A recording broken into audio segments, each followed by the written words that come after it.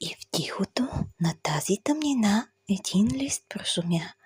Пламъкът на свещичката потрепна и изпука. Сякаш не се стържа и въздъхна. И ако някой човешки поглед можеше да проникне в мрака на стаята, най-вероятно щеше да види как снопът с листи, изписан стих и думи, се развълнува.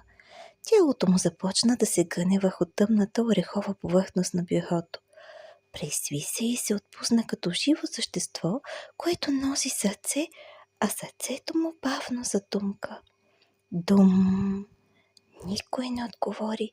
Една капка восък се стече по свещта като сълза. Дум! Каза снопът листи по-настойчиво. Пак тишина.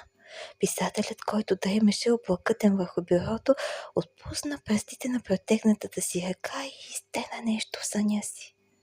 Дум! Дум! Нищо. Луната мина покрай прозореца, спря се и се загледа за кратко.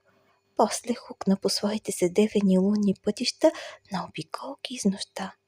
Дори старият стенен часовник бе стел дъх и въпреки, че току-що стана точно 12 часа, се въздържа да го съобщи на света, за да не би да накърни сърцето на магията, която се случваше в този среднощен миг.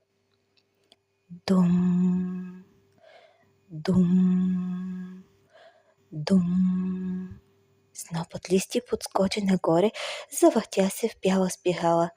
Думите се подгониха една друга, като кръв във вените на текста.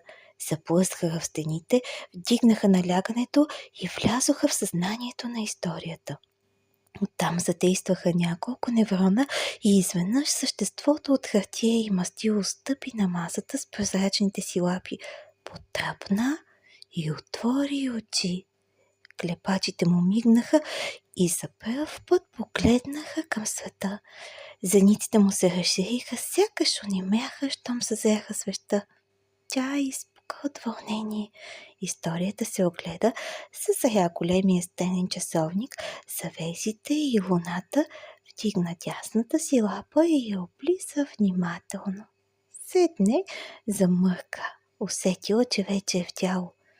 Писателят трепна с клепачи в съня си, сякаш долови, че историята му оживя. Длънта му се разтвори, пръстите се отпуснаха върху гладкия лак на бюрото и се предадоха. И историята поведе разказа сама. А той звучеше така.